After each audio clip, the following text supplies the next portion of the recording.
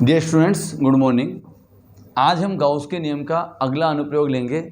वो है अनंत लंबाई के आवेशित तार के कारण विद्युत क्षेत्र की तीव्रता की गणना, या इसी को हम कहते हैं रेखीय आवेश वितरण। आपको याद होगा हमने 3 तरह के आवेश घनत्व लिए थे। मतलब आवेश को हम जब देंगे तो आवेश या तो लंबाई पर फैलेगा, या क्षेत्रफल में फैलेगा, या आयतन में फैलेगा। इस आधार पर हमने 3 प्रकार के आवेश वितरण लिए थे। पहला रेखीय आवेश वितरण, दूसरा पृष्ठीय आवेश वितरण और तीसरा आयतन आवेश वितरण। ये 3 तरह के हमने लिए थे, रेखीय आवेश वितरण, पृष्ठीय आवेश वितरण और आयतन आवेश वितरण। तो जो पहला हमने गोलीय कोश लिया था या चालक ठोस गोला लिया था, वो किसका उदाहरण है? पृष्ठीय आवेश वितरण का उदाहरण है। उसमें हम जो भी आवेश देंगे वो आवेश केवल कहाँ फैल जाएगा? उस गोले के पृष्ठ पर। जो दूसरा हमने लिया था अचालक ठोस गोला, उसका जो उदाहरण है वो है आयतन आवेश वितरण का। उसमें आवेश कहाँ फैल जाएगा? उस गोले के संपूर्ण आयतन में। और आज हम जो ले रहे हैं एग्जाम्पल, वो है रेखीय आवेश वितरण। मतलब यहाँ पर हम जो भी आवेश इसको देंगे वो आवेश कहाँ फैलेगा? उसकी लंबाई पर। तो ये अनंत लंबाई का हमने क्या ले लिया है? एक तार ले लिया है। तार केवल 1 डायमेंशनल होता है, केवल एक डायमेंशन होती है इसमें, केवल लंबाई। ना तो इसकी चौड़ाई होती है और ना ही इसकी मोटाई होती है। तो एक अनंत लंबाई का तार हम ले रहे हैं। इस अनंत लंबाई तार को हम जो भी आवेश देंगे वो आवेश इस तार की संपूर्ण लंबाई पर एक समान रूप से फैल जाएगा। इस तार की एकांक लंबाई पर आवेश का जो मान हम लेंगे वो लेंगे लैम्डा। आप जानते हो लैम्डा होता है रेखीय आवेश घनत्व। जो भी हम इस तार को आवेश देंगे वह आवेश इस तार की पूरी लंबाई पर एक समान रूप से फैल गया है। तो यह हो गया रेखीय आवेश वितरण। अब इस तार के कारण इस तार से स्मॉल r दूरी पर स्थित ये कोई बिंदु P है। इस बिंदु P पर हमें विद्युत क्षेत्र की तीव्रता की गणना करनी है। ये जो बिंदु P है, इस बिंदु P पर हमें क्या करनी है? विद्युत क्षेत्र की तीव्रता की गणना करनी है। इसके लिए हम इस तार पर, ये बिंदु O है, इससे समान दूरी पर ऊपर भी और नीचे भी 2 समान अल्पांश लेते हैं, जिन्हें हम किससे लिखते हैं? dl से। अब आप जानते हो इस O से इस dl की दूरी, इस O से इस dl की दूरी बराबर है, और ये धनात्मक आवेश है। ये वाला इस अल्पांश पर जितना आवेश आएगा वो भी यहाँ विद्युत क्षेत्र उत्पन्न करेगा, और यहाँ पर जितना आवेश आएगा वो भी यहाँ विद्युत क्षेत्र उत्पन्न करेगा। तो धनात्मक आवेश के कारण विद्युत क्षेत्र की तीव्रता धनात्मक आवेश से दूर जाती हुई होती है। इस तरह से जानते हो आप सभी। तो ये वाला इस वाले dl के कारण मान लीजिए छोटा सा विद्युत क्षेत्र बिंदु P पर है, वो है dE, और dE की दिशा इस तरह आएगी। इसके कारण dE इस तरह से आएगा। अब हम यहां पर अल्फा कोण ये हमने मान लिया कि ये भी अल्फा है और ये भी अल्फा है। अब हम इस dE के 2 घटक कर देंगे।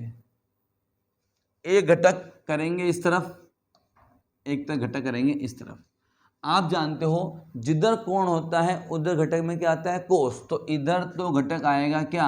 dE कोस अल्फा, और इधर घटक आएगा क्या? dE sine alpha. इसका भी होगा, इसका इधर घटक हो जाएगा क्या? dE cos alpha. इधर घटक हो जाएगा क्या? dE sine alpha. अब आप देखिए ये जो कोस अल्फा वाले घटक हैं ये समान दिशा में हैं, इसलिए ये आपस में जुड़ जाएंगे। और ये साइन अल्फा वाले घटक हैं ये परिमाण में समान और दिशा में विपरीत होने के कारण एक दूसरे को निरस्त कर देंगे। यानी ये वाला घटक और ये वाला घटक तो एक दूसरे को निरस्त कर देगा और ये दोनों घटक आपस में जुड़ जाएंगे। अतः हम ये बोल सकते हैं कि संपूर्ण इस तार के कारण इस बिंदु P पर जो विद्युत क्षेत्र की तीव्रता होगी वो केवल इस तार की लंबवत दिशा में होगी।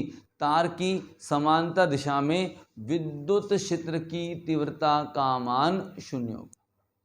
ये जो तार है, इस तार की समांतर दिशा में विद्युत क्षेत्र की तीव्रता का मान 0 होगा। तार के कारण बिंदु P पर जो भी विद्युत क्षेत्र होगा वो केवल और केवल तार की लंबवत दिशा में होगा। इसी प्रकार हम इस तार पर अन्य अल्पांश लेकर भी ये सिद्ध कर सकते हैं कि जो भी विद्युत क्षेत्र बिंदु P पर इस तार के कारण, इस रेखीय आवेश वितरण के कारण होगा वो केवल और केवल तार की लंबवत दिशा में होगा। तार की समांतर दिशा में कोई विद्युत क्षेत्र मौजूद नहीं होगा। समझ में आ गई है सभी को बात? अब देखिए, यानी ये जो पहला डायग्राम है इससे हमने ये सिद्ध कर दिया है कि इस तार के कारण इस बिंदु P पर विद्युत क्षेत्र की तीव्रता का मान केवल और केवल तार की लंबवत दिशा में होगा। तार की समांतर दिशा में प्रत्येक बिंदु पर विद्युत क्षेत्र की तीव्रता का मान 0 होगा। अब हम दूसरा जो डायग्राम बनाएंगे उसमें गाउस पृष्ठ लेंगे। ठीक है, उसका डायग्राम कैसे बनाएंगे? ये हमारा अनंत लंबाई का तार है। तो इस तार के कारण जिसका आवेश घनत्व कितना है? लैम्डा कूलाम प्रति मीटर, मतलब इस तार की इकाई लंबाई पर आवेश कितना है? Lambda coulomb. ये तार पर आवेश है। अब यहाँ विद्युत क्षेत्र की तीव्रता की गणना के लिए हम स्मॉल r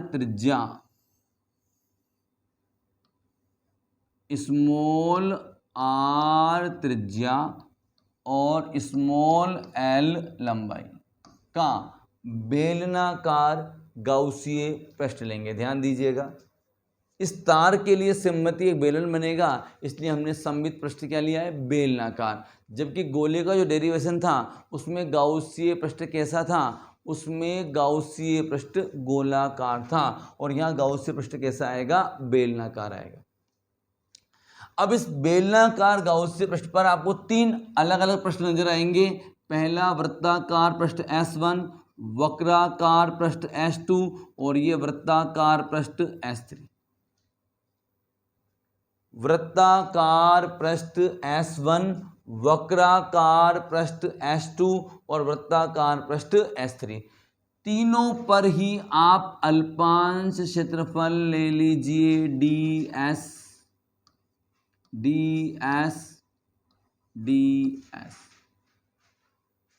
अब आप पहले डायग्राम से आपने इससे पहले बनाया था उससे हम सिद्ध कर चुके हैं कि प्रत्येक बिंदु पर विद्युत क्षेत्र की तीव्रता तार की लंबवत दिशा में होगी। ये पहले डायग्राम से आप सिद्ध कर चुके हैं।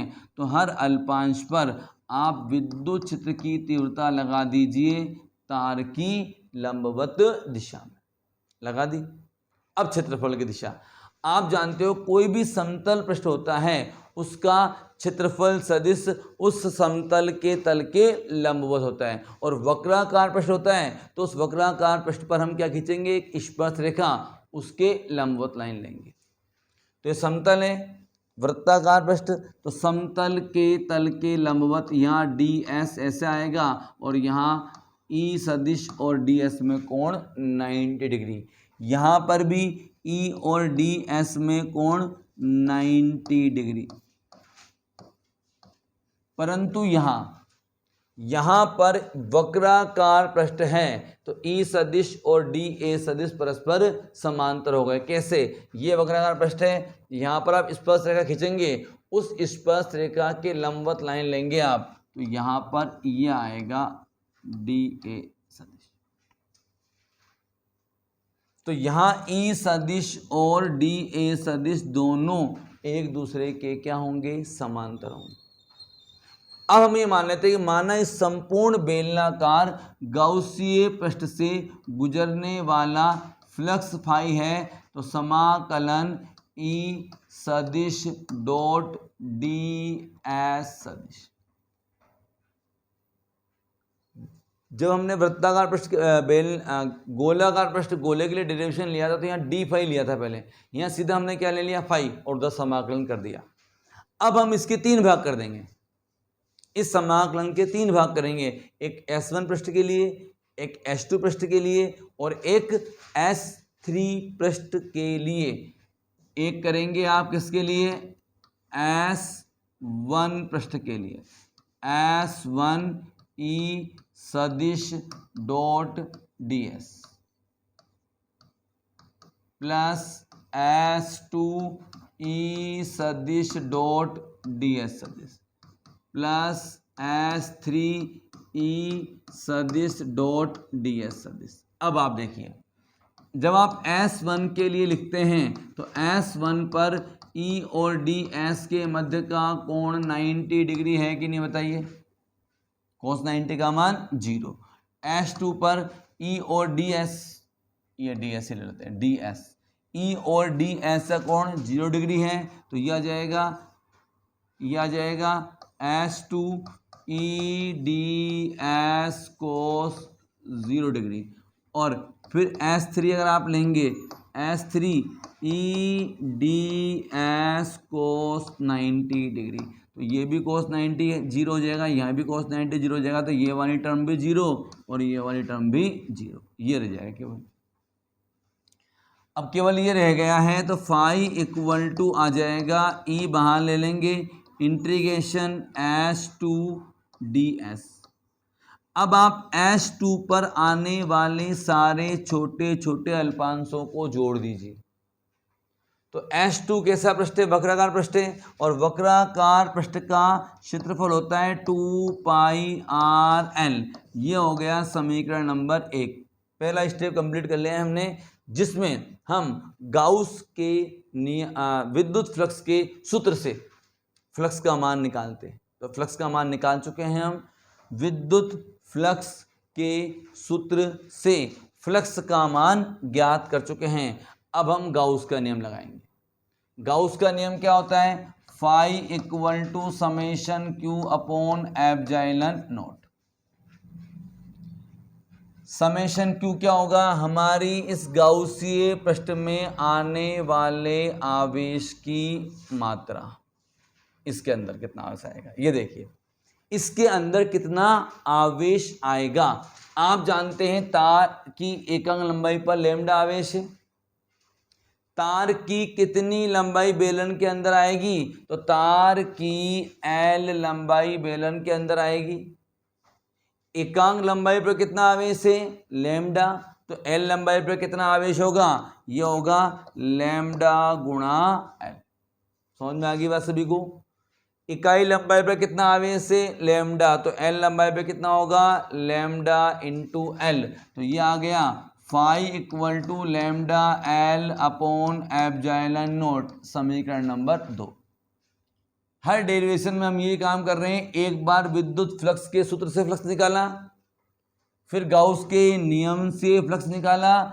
अब इन दोनों को आप बराबर कर दीजिए, E into 2πrl equal to lambda L upon epsilon naught, L से L कैंसिल, E की value 1 upon 2π epsilon naught lambda upon R, ये E का माना जाएगा। विद्युत क्षेत्र की तीव्रता, बस थोड़ा सा आप जानते हो हम K के रूप में फॉर्मूले को लाना चाहते हैं, तो K का मान होता है 1 अपॉन 4π एप्सिलॉन नॉट। किसकी कमी है, 2 की जगह 4 आना चाहिए, तो आप इसमें अंश में और हर में दोनों में 2 से मल्टीप्लाई कर दीजिए, 2 से ऊपर भी अंश में भी और 2 से हर में भी मल्टीप्लाई कर दिया। तो अब आप देख सकते हैं ये आ गया 2k lambda upon R, 2k lambda upon R, ये आ जाएगी विद्युत क्षेत्र की तीव्रता। किसी भी अनंत रेखीय लंबाई के रेखीय आवेश वितरण के कारण विद्युत क्षेत्र की तीव्रता का मान ये होता है। अब ग्राफ वगैरह हम कर लेंगे इसके। Okay dear students, thank you.